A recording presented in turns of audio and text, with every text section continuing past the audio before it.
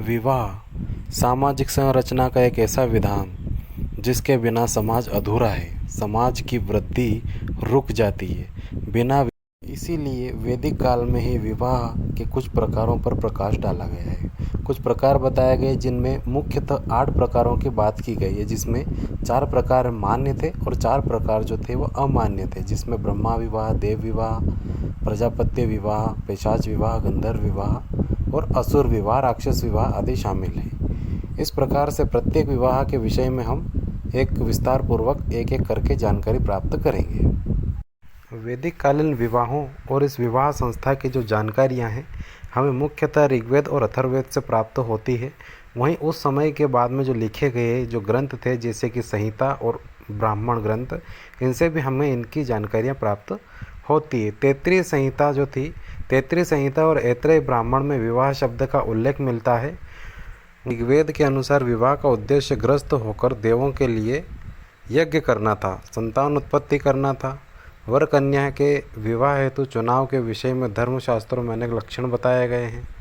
उस समय पर कन्या को विवाह करने के लिए एक चुनाव जिसे हम कहते हैं स्वयंवर आदि चीज़ें भी होती थी। अलग अलग तरह के विवाहों की बात की गई है। उसमें रीति रिवाज, सामाजिक स्थिति, चारित्रिक स्थिति दोनों पक्षों की देखी जाती थी। विधि विधान के साथ में कार्य किया जाता था। वैदिक काल में अंतर्जातीय विवाह का प्रचलन भी था। इसके कई उदाहरण मिलते हैं। अंतर्जातीय विवाह क्या होता है, यानी कि एक अलग जाति का विवाह अलग जाति के सदस्य से, या दोनों सदस्य जो हैं वो अलग अलग जाति के होते थे और आपस में विवाह करते थे। इसे बोलते हैं अंतर्जातीय विवाह। जब दोनों सदस्य एक ही विवाह के होते हैं उससे सहजातीय विवाह कहते हैं। तो इस प्रकार से अंतर्जातीय विवाह का भी प्रचलन था। उदाहरण में महर्षि श्यावस्व ने राजा रथवीति के साथ कन्या जो धर्मा थी उसका विवाह किया था। ऐसे कई उदाहरण मिलते हैं। उसी समय पर अंतर्जातीय विवाह के साथ में ही अनुलोम और प्रतिलोम विवाह की भी जानकारियाँ हमें मिलती है। अनुलोम और प्रतिलोम विवाह क्या होता था? अनुलोम विवाह और प्रतिलोम विवाह, विवाह के 2 प्रकार थे। अनुलोम जब एक वर्ण और दूसरे वर्ण के मध्य विवाह होता था या सदस्यों के बीच विवाह होता था, उसे अनुलोम प्रतिलोम विवाह कहते थे। इसमें अलग अलग प्रकार है।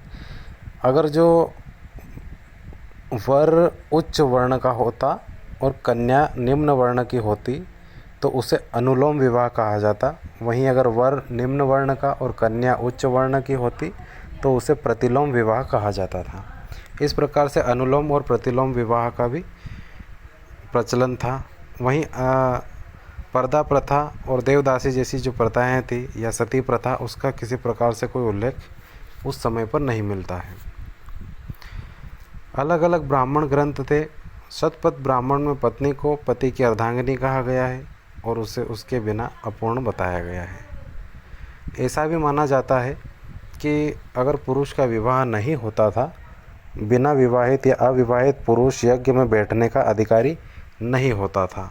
इस तरह से विवाह के जो थे प्रकार थे और इसके अलग अलग 8 प्रकार बताए गए हैं, जिसमें 4 प्रकार अप्रशस्त और 4 प्रकार प्रशस्त थे। अप्रशस्त मतलब कि जो समाज में मान्य नहीं थे। विवाह के प्रकार थे लेकिन मान्य नहीं थे। प्रशस्त जो कि विवाह के 4 प्रकार थे और वह मान्य भी थे। अप्रशस्त की बात करें तो अप्रशस्त में जैसे पेशाच, राक्षस, असुर और गंधर्व विवाह है। वहीं प्रशस्त विवाह में ब्रह्मा, आर्य, देव, प्रजापत्य 4 प्रकार के विवाह हैं। इन चारों को हम एक एक करके देखते हैं।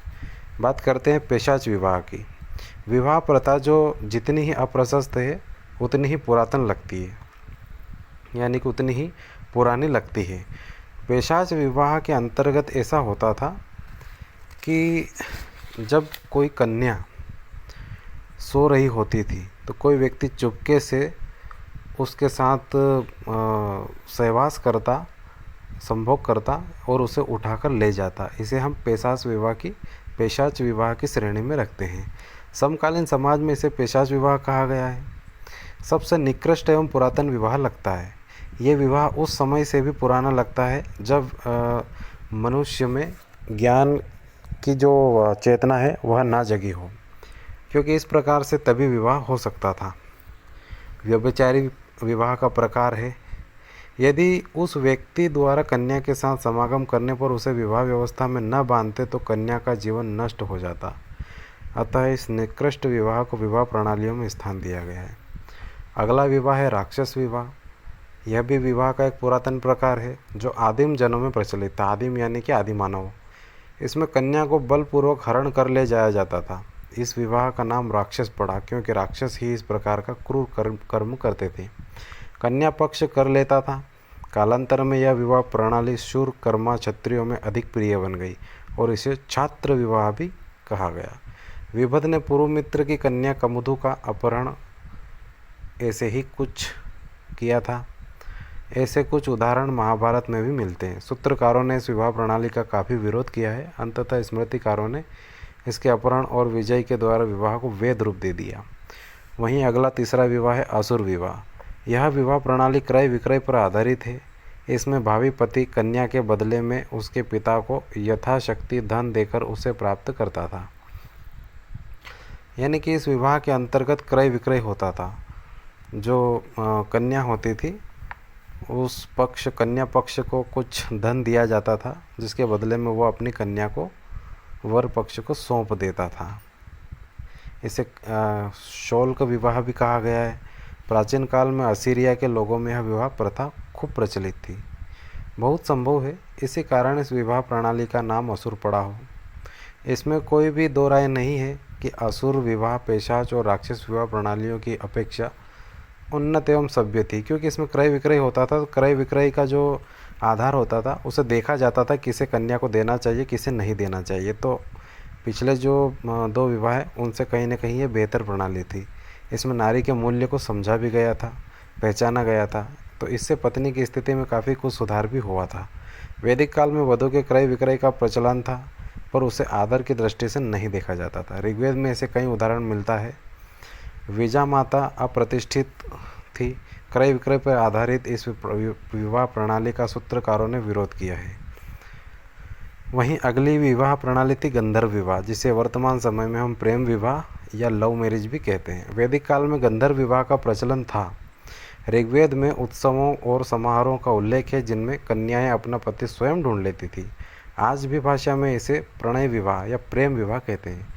पुरातन परंपरा के अनुसार गंधर्व जाति अपने अनुरागी स्वभाव के लिए प्रसिद्ध थी। एक गंधर्व जातियाँ होती थी जिनका उल्लेख हमें महाभारत और रामायणों में मिलता है। तो जो वह जाति थी वह एक प्रकार से विलासी प्रकार की थी, नाच गान में अपना मनोरंग ढूंढती थी।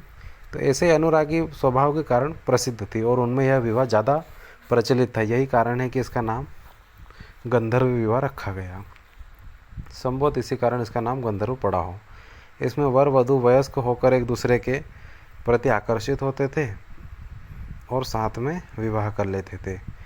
मनु के अनुसार जब वह वर और कन्या कामुकता से वशीभूत होकर स्वेच्छापूर्वक संभोग करते थे या संयोग करते थे तो उस विवाह को गंधर्व विवाह कहते थे।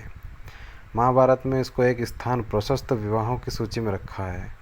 कामसूत्र इस विवाह प्रणाली को आदर्श विवाह के रूप में मानता है। कामसूत्र एक ग्रंथ है जिसके विषय में काम यानी कि उससे संबंधित कई प्रकार और विधाएं बताई गई है। अगला जो विवाह था वो था प्रजापत्य विवाह। ये जो 4 विवाह हुए हैं ये अप्रशस्त थे। आगे के जो 4 विवाह हैं वो प्रशस्त विवाह यानी कि मान्य विवाह हैं। प्रजापत्य विवाह जो था ये इसमें दंपति प्रजापति के प्रति अपना ऋण चुकाने अर्थात संतान उत्पन्न करने एवं उनके पालन पोषण के लिए संबंध में बनते थे। प्रजापत्य कौन? भगवान। उस समय का जो देवता था ताकतवर प्रजापति था। तो प्रजापति के प्रत्यक्ष या प्रजापति के लिए प्रजापत्य विवाह में पत्नी के जीते जी पति को गृहस्थ रहने, सन्यासी न बनने, दूसरा विवाह न करने आदि का वचन देना पड़ता था। प्रजापत्य विवाह इसी से ब्रह्मा से या बाहर से घटिया कहा जाता है क्योंकि इसमें शर्त लगी रहती है, किंतु ब्रह्मा में स्वयं वर प्रति वचन देता है कि धर्म अर्थ एवं काम नामक 3 पुरुषार्थ में वह सदैव अपनी पत्नी के साथ रहेगा। पुरुषार्थ हैं 4 प्रकार के पुरुषार्थ है, धर्म अर्थ एवं काम एवं मोक्ष। इनमें से जो 3 हैं उनके साथ पत्नी के साथ रहेगा। अंतिम जो मोक्ष का है वो मृत्यु के बाद का है तो उसमें साथ रहना संभव नहीं। प्रजापति विवाह पिता अपनी कन्या का पाणी ग्रहण का मतलब होता है कन्या का वर के हाथ में हाथ देना। योग्य वर के साथ इस उद्देश्य से कर देता था कि वो दोनों अपने नागरिक व धार्मिक कर्तव्यों का साथ साथ पालन करें। वहीं अगला विवाह था आर्ष विवाह। इस प्रकार के विवाह में पिता अपनी पुत्री दान के बदले में अपने भावी जो जमाता या जमाई होता था उसे दे देता था। अपनी पुत्री को देने के बदले में एक गाय और एक बैल लेता था। इस गाय बैल का उपयोग जो यज्ञ होते थे उन यज्ञों में वह करता था। इसी कारण इस विवाह का नाम आर्ष पड़ा।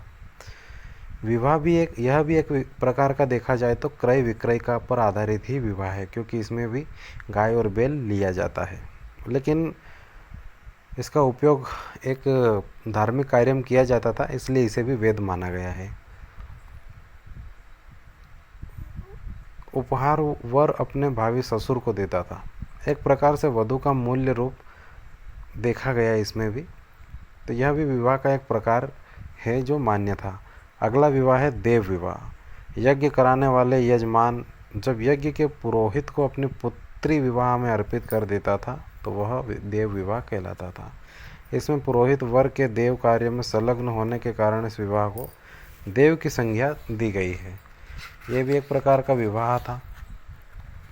यज्ञ करवाने वाले ब्राह्मण को या अपनी पुत्री को दान में दे दिया जाता था। दान में देने का मतलब उनसे विवाह करवा दिया जाता था। समाज में देव विवाह प्रणाली का विरोध भी हुआ, लेकिन कालांतर में वैदिक यज्ञ समाप्त हो गए, तब इस देव विवाह के प्रकार का भी अंत हो गया। अंतिम में बचता है ब्रह्मा विवाह। इस विवाह प्रणाली में पिता किसी सुयोग्य वर को आमंत्रित करके विधि पूर्वक अपनी कन्या को उपहार के रूप में अर्पित करता है। समस्त प्रकारों के विवाह में सर्वश्रेष्ठ होने के कारण इस विवाह प्रणाली को ब्रह्मा नाम दिया गया है। कन्या जिस वर को दान के रूप में दी जाती थी वह सब प्रकार से योग्य होता था। ब्रह्मा विवाह में कन्या का विधिवत दान होता था, जिसे हम वर्तमान समय में कन्या दान कहते हैं। पिता, भाई या मामा मंडप में बैठ के कन्या दान करता है, उसे ही यहाँ पर कन्या दान कहा गया है। पिता द्वारा देवों व अग्नि के समक्ष दान होता था। यह समाज की सर्वश्रेष्ठ विवाह प्रणाली के रूप में मान्य थी। वर्तमान समय में भी जो विवाह अधिकतर होते हैं उन विवाहों में इसी प्रकार से कन्यादान की जो प्रक्रिया है वह निभाई जाती है। अर्थात प्राचीन कालीन वैदिक 8 प्रकार के विवाहों में से ये सबसे ज़्यादा प्रचलित और मान्य विवाह था। इस प्रकार 8 विवाह समाप्त हुए। धन्यवाद।